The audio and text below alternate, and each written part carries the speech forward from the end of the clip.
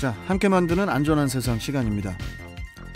전동 킥보드 이용이 만 13세 이상까지 가능해지면서 경기도 내 지자체들이 도입했던 공공자전거 사업이 역사의 뒤안길로 자취를 감추고 있다고 합니다. 어찌된 내용인지 대림대학교 자동차학과 김필수 교수와 이야기 나눠보도록 하죠. 자, 김필수 교수님, 안녕하세요. 네, 안녕하세요. 네. 한때 그 지자체들이 경쟁하듯이 도입했던 게 이제 공공자전거였잖아요. 네. 아니, 그런데 도입 10년 만에 네. 사업 그 종료 소송을 밟고 있다는데 이게 네. 이유가 뭡니까? 상당히 좀 아쉽다고 볼 수가 있습니다. 일단 이유 자체는 비효율적이라는 거죠. 일단 비용 자체가 밑빠진 도구로 비용이 들어가고 적자 모델이다 보니까 실제로 이 활용 측면에 있어서는 아까 말씀하신 대로 전동 킥보드 같은 이런 공유 모델들이 많이 나오기 때문에 이거를 대체할 수 있지 않느냐 이런 측면에서 적자를 많이 강조를 하고 있고, 물론 이제 이 공유 자전거, 공공 자전거 모델 자체가 전국 지자체에서 활성화돼서 어떤 지자체 같은 데서는 도리어 이 공유 자전거 모델을 좀 확산시키는 지역도 있는 반면에 어떤 지자체는 공공 자전거 모델을 좀 없애는 이런 종료 수순을 좀 밟고 있다는 건 좀 아쉬운 부분이 있어서 일단 비용적인 측면을 너무 강조하는 부분이 아닌가라는 생각에서 공공에 대한 의미를 좀 강조를 해야 되는데, 그러니까요. 그런 부분들은 좀 적지 않느냐라는 측면에서 상당히 좀 아쉽다고 볼 수가 있습니다. 아니, 그 공공자전거 종료에 대해서 좀 아쉬움을 나타내는 분들도 되게 많을 것 같은데, 네. 좀 오랫동안 그래도 좀 진행이 됐던 사업인 만큼 대체제가 또 필요해 보이는데 어떻게 보십니까, 교수님께서는? 그렇습니다. 이 공공자전거에 대한 부분들은 공공용이라는 것 자체는 원래 적자라는 걸 기본 베이스로 해서 진행을 하는 모델이거든요. 그런 측면에서 가장 중요한 부분들은 과연 지자체에 있는 이 시민이나 아니면은 이 지자체민들이 얼마만큼 활성화돼 있고 이 부분에 대해서 필요성을 느끼는가를 검토를 하고 실제로 분석을 해줘야 됩니다. 그 부분이 있다면은 충분히 적자가 되더라도 할 만한 모델이지 않습니까? 그렇죠. 그만큼 활성화된다는 측면도 있고, 또 일각에서는 전동 킥보드에 대한 얘기를 많이 하고 있는데, 전동 킥보드는 실질적으로 뭐 여러 번의 법규가 바뀌어서 작년 12월 10일부로 해서 13세 이상이 이용 가능하게끔 만들어졌지만은 올해 4월부터 다시 16세 이상으로 바뀝니다. 네? 문제가 심각하다는 거죠. 그렇죠, 그리고 그렇죠. 또 맞아요. 자전거 같은 경우에는 실질적으로 그 장년이라든지 노년도 이용할 수 있게끔 어떻게 보면은 전 연령층에 있어서 활용이 가능한 부분들이 자전거라고 볼 수가 있거든요. 그러니까 전동 킥보드하고는 색깔이 완전히 틀립니다. 아니, 저는 할아버님 할머님께서 전동 킥보드 타고 다니시는 거를 본 적이 없거든요. 맞습니다. 그러니까 주로 청소년들이 많이 타고 젊은 층들이 타지 노년층이나 장년층이 타는 부분들은 아니라고 볼 수가 있고, 이미 법도 이번에 또 4월 바뀌는데 이 법도 완벽한 법은 아니어서 전동 킥보드 문제는 계속 아마 문제가 제기될 것으로 좀 보고 있는데, 이 공공 자전거는 이용 특성, 모빌리티라는 특성도 틀리고요.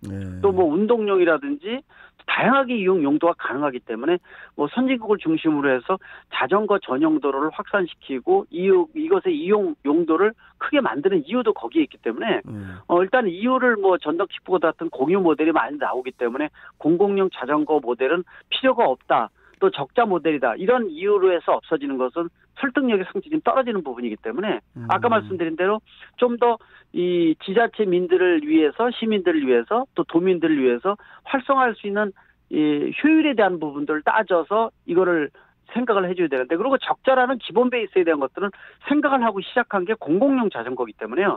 이용 활용도에 대한 부분들, 또 얼마만큼 건강 증진이라든지 또 실제로 출퇴근하는 사람들도 공공용 자전거가 있고요. 이용 레저 측면에 있어서는 활성화 측면에서 다른 어떤 이동수단보다 좋다는 거고요. 특히 작년부터 코로나가 와서 진행이 되고 있는데 나홀로 운동에 대한 안전이 보장된 이런 운동 도구로서 자전거가 활성화되고 있어서 자전거 전당포 같은 경우도 그렇고 서너 배가 예년에 비해서 많이 판매가 증가됐고 선진국에서는 동일할 정도거든요. 그런데 상대적으로 공공용 자전거 모델을 이 종료 수순을 밟고 있다. 이거는 어떻게 보면 설득력이 상당히 떨어진다고 볼 수 있습니다. 설득력이 떨어지는 거 이상으로 건강이 마이너스가 될 것 같은데요. 제 생각에는 이 자전거는 유산소 운동이라도 되지. 전동 킥보드는 이렇게 막 뭐 이렇게 발로 이렇게 막 움직이면서 운동하면서 가는 게 아니잖아요. 맞습니다. 그래서 자전거는 크기도 크기 때문에 열대면 열대가 보드 위에 올라오는 전동 킥보드하고는 개념이 틀리다는 겁니다. 그리고 실제로 건강을 활성화시키기 위한 어떤 운동 도구로서의 모빌리티 수단이 공공용 자전거라고 볼 수가 있어서 공공용 자전거가 지자체에 도입되면서 굉장히 많이 활성화됐습니다. 또 정부에서도 낼 수 있는 데는 다 자전거 전용도로를 만들고 있는 측면이 있기 때문에 이거를 도리어 활성화한다는 측면에서 사적인 것만 맡기고 공공용을 없앤다라는 것은 앞뒤가 안 맞는 논리이기 때문에 이 부분들은 상당히 문제가 있어요. 또 아까 처음에 말씀드린 대로 지자체별로 어떤 지자체는 도리어 공공용 자전거를 확산시켜서 지금 공유하고 있는 공공용 자전거는 15세 이상으로 만들어져 있거든요. 크기도 그렇고 바퀴 구경도 높이도 그렇고 무게도 그렇습니다. 근데 어떤 지자체는 무게를 좀 가볍게 만들고 바퀴 구경이 좀 적은 좀 소형의 공공용 자전거를 확산시키고 있습니다. 학생들도 탈 수 있게. 맞습니다. 그래서 13세 이상이 탈 수 있는 중학생들이 탈 수 있는 이런 모델들도 확산시키는 지자체들도 있어요. 그래요. 그래서 어떤 지역은 공공용 자전거 모델을 뭐 이런 이 공유 모델, 이 비즈니스 모델로 있기 때문에 없애고 있는, 종료시키고 있는 지자체가 있는 반면에 어떤 지자체는 도리어 이 아이들도 탈 수 있는 소형 자전거까지 공공 자전거로 확산시키고 있어서 상대적으로 이게 비교가 되는 부분들인데 제가 보기에는 종료시키는 지자체는 분명히 문제가 있다라는 측면에서 공공용이라는 거를 간과했다 이렇게 볼 수가 있습니다. 이게 지금 보니까 뭐 좀 공공 자전거하고 공용 전동 킥보드가 좀 같이 좀 이렇게 장점을 살릴 수 있는 방안이 있으면 참 좋을 것 같은데 네. 앞으로 어떻게 돼야 된다고 보십니까, 교수님께서는? 저는 공공용 자전거는 공공용 자전거대로 모빌리티의 수단이 완전히 틀립니다. 전동 킥보드는 바퀴 구경 찍고 그렇죠. 좌우로 흔들거리고 이 꺾는 각도가 크기 때문에 굉장히 위험하거든요. 실제로 1년 몇 명씩 사망하고 있습니다. 그런데 자전거는 그런 특성을 벗어나서 인류가 이용한 수단 중에서 가장 오래된 것 중에 하나가 자전거거든요. 안정성이라든지 이용 활용도 측면에서 선진국에서 다 입증된 모델입니다.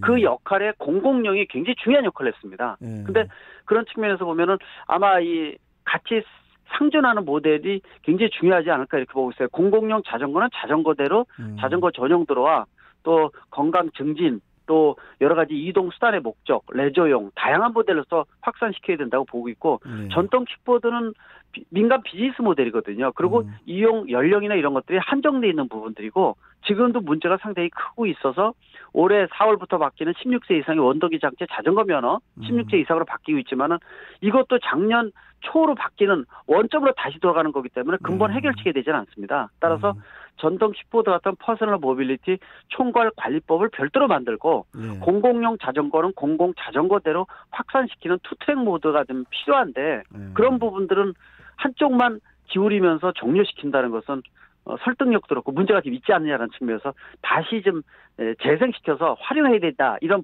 부분들을 분명히 말씀드리고 싶습니다. 그렇네요. 좀 같이 좀 발전할 수 있었으면 좋겠어요. 같이 안전하게.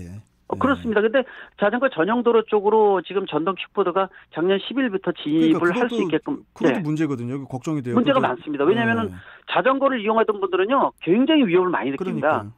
전동 킥보드 자체가 구조적으로 바퀴 구경 적지요.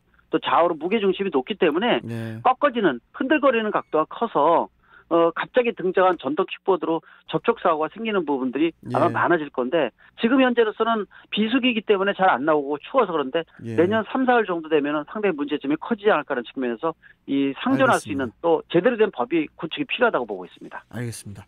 네. 자, 오늘 말씀 여기까지 듣고 또 뵙겠습니다. 고맙습니다. 네, 감사합니다. 자, 함께 만드는 안전한 세상 김필수 교수 만나봤습니다.